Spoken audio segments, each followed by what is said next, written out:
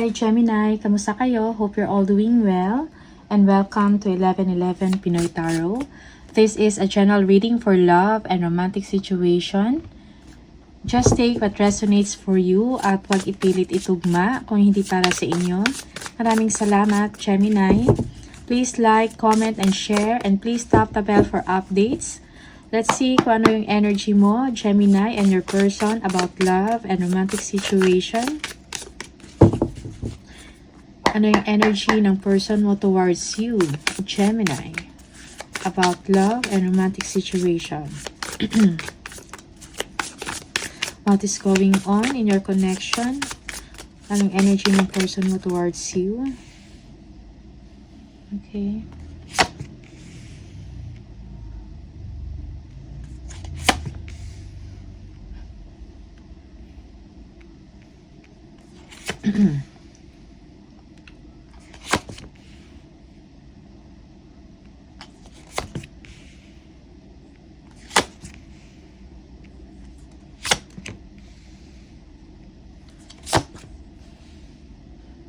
Okay.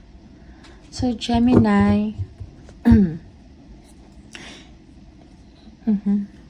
you're dealing with a Scorpio, an Aquarius, air sign, Gemini, Libra, Aquarius, Virgo. Yeah, that is for some of you. Namimiss ka ng person mo, Gemini, he or she feels na soulmate kayo, okay? Naalala niya yung mga sweet moments or sweet memories din yung dalawa, yung past memories, okay? For some of you. Parang laging nag-iisip yung person ninyo, okay? He or she is thinking, no, about plans for the future. Yeah. And gusto ng person mo is meron ka ding plans para sa kanya. Nagwo-worry ang person mo, meron siya mga sleepless nights. Yeah. Merong paranoia na energy sa person mo. Okay? It seems na parang nag-expect siya ng worst, no? Or hindi maganda about sa connection nyo. Okay? About sa relationship. Yeah. You are seeing truth, no? Or clarity in your situation, Gemini. May mga naisip kayo na ideas, no? Or na gusto ninyong mangyari sa inyong connection. Yeah. You want to collaborate with this person, parang teamwork, no? Kung ano yung gusto ng person mo, okay? Na-align din sa kagustuhan ninyo or mangyari sa sitwasyon. Parang willing ka makipag-work sa kanya. Okay? Yeah. Merong energy that merong energy na merong ending sa part mo. Okay? Yeah. Tingnan natin kung ano to. But the challenge is, yung problema sa inyong sitwasyon is that parang kulang ng planning, no? Kung ano yung goals or direction ninyong dalawa ng person mo. Okay? Yeah, kung ano yung mga dreams or pangarap, parang walang pag-uusap about that. Yung walang klaro. Okay? That is for some of you. Tingnan natin kung bakit at ano tong mga to. Or Gemini, please. Nine of Swords.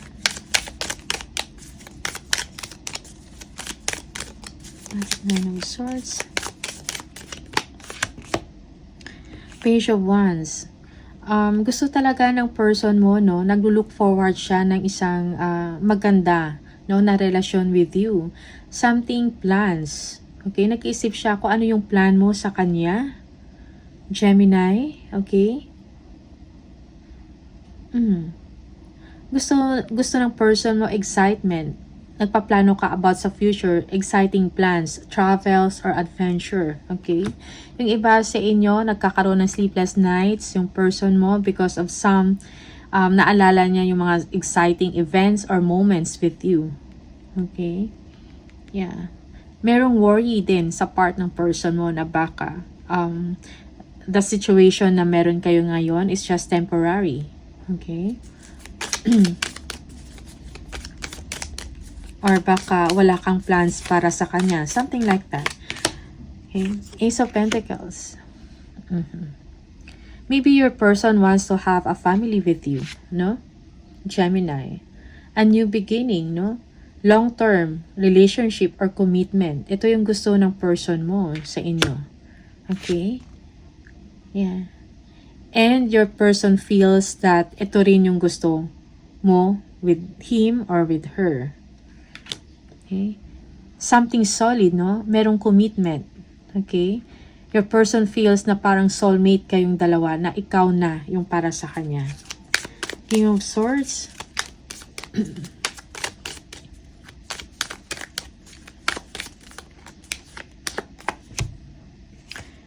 Queen of Wands, very attracted, no? Yung person ninyo sa inyo. Gemini, okay? Parang ina-admire ka niya, okay? Lagi kang naisip, lagi kanyang naiisip. You are very attractive to him or her. Very magnetic, sensual. Okay? Page of Wands. Yeah, gusto ng person mo is mag-succeed, no, sa inyong relationship. Gusto niya magkaroon siya ng confidence about the relationship or sa connection. Na meron kang plans and meron kang plan of committing, no, with him or her. Siguro yung person mo is nag-expect ng something from you. Gemini. Page of Wands, let's see.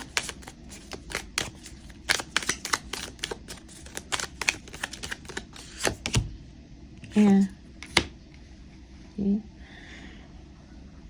Okay, so your person, baka meron kang matatanggap na message, no, or tawag sa person na to. He or she, parang gusto niya i-reminisce yung mga celebration ninyong dalawa, okay? Maybe this person wants to meet you, Gemini. Yeah, gusto niya i-express or sabihin sa inyo kung ano yung mga plans na meron siya. Or this person wants to hear exciting plans, no, from you. Okay? Kung kailan kayo ulit magkikita, something like that, no? Because this person is reminiscing. Okay? Nagre-reminisce siya ng mga past moments, no, or pagsasama ninyong dalawa. Okay? So, maybe this person is hoping na magkita kayo uli, okay? Or, yeah, expecting news from you. Good news. About celebration, about getting together. Okay. Three of Pentacles, please. Yeah. Yeah. Gusto mo makipag-collaborate sa person na to.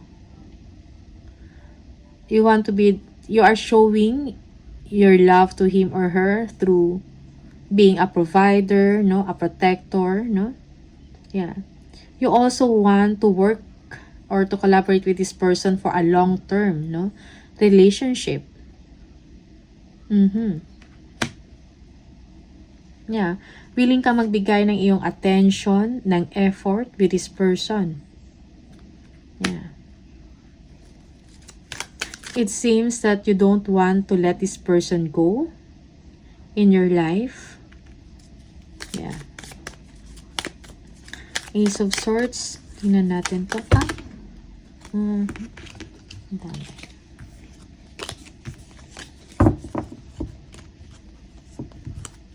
Ace of Swords.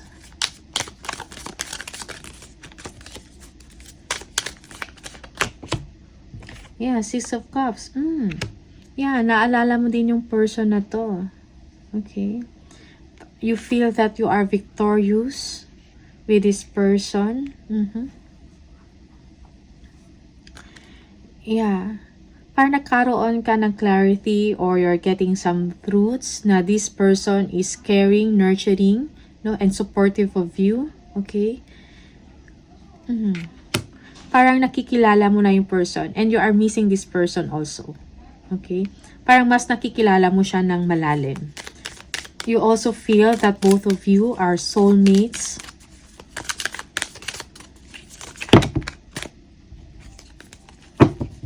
Death or rebirth. Ano to?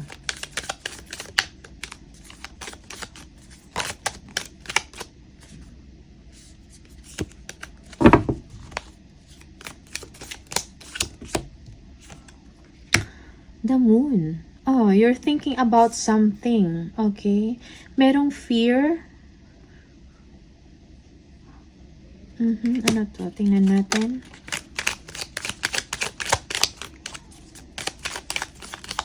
Maybe you fear. Yeah. Maybe you fear na temporary or mapuputol yung connection mo sa person na to and you don't want that to happen. Yeah.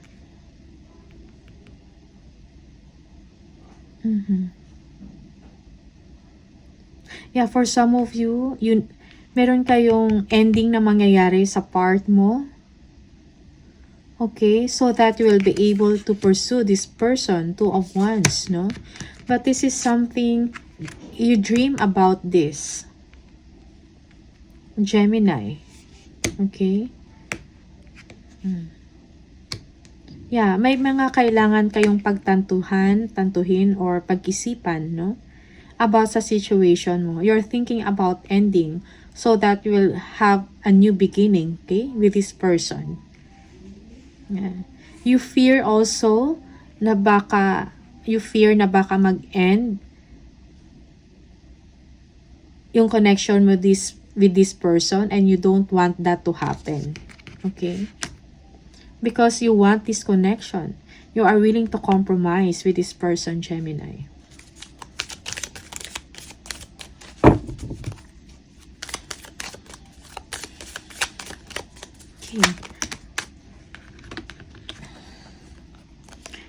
Okay. Merong High Priestess, secret, renewal, okay, or healing, then working out, no? You are willing to make some effort, no? Okay. Tingnan natin, ano tong 4 of Swords? Yeah, healing. Okay, maybe you are recovering. Maybe you ended something, no?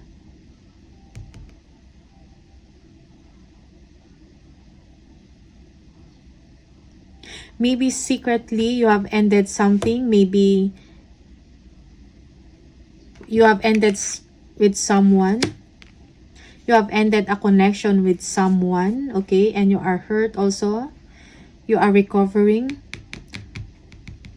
Yeah. 4 of Swords from a third party, okay? From 3 of Swords, okay? Going to 4 of Swords. So, it's like, siguro Gemini, in secret, okay, meron kang relationship, okay, outside sa connection na to. Okay, and you ended that connection, yung third party, so that you will be able to begin, no? With this person, the new person, okay? Yeah.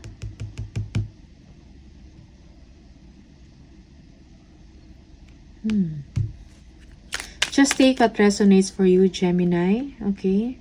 Minsan, baliktad yung situation. Depende sa inyong sitwasyon. Yeah, 4 of Swords. Tingnan natin kung ano itong 4 of Swords.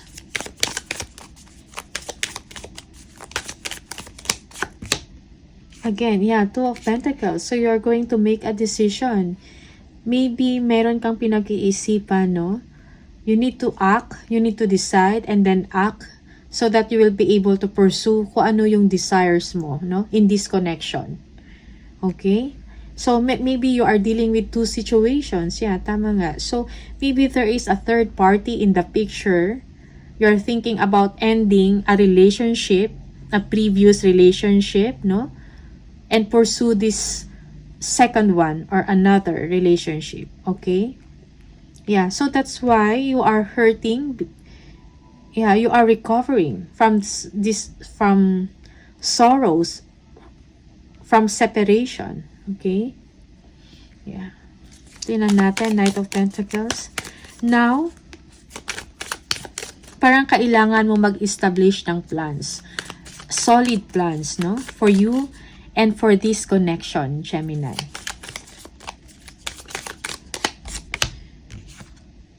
Five of Swords. Yeah, you are conflicted. Yeah, kailangan mo ng planning. Okay? And also, you also have to set boundaries. Okay? And panindigan mo, okay, kung ano man tong mga desisyon na kailangan mong gawin. Because you may be facing two paths, no? Two paths. Okay? And you need to choose one.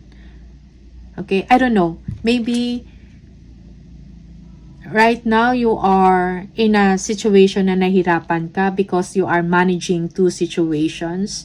You are nasa deciding stage ka for some of you. Yeah. So you need balance, no? In your situation, you are conflicted. You need planning. Okay?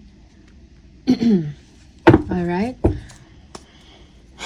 Yeah. For some of you, you want a new beginning from someone. Something exciting. Someone na gusto mo, na meron kayong chemistry. Okay? Yeah. All right. So, Gemini, these are the energies and the messages for you. I wish you all the best. Thank you so much, and I'll see you on the next video. Bye!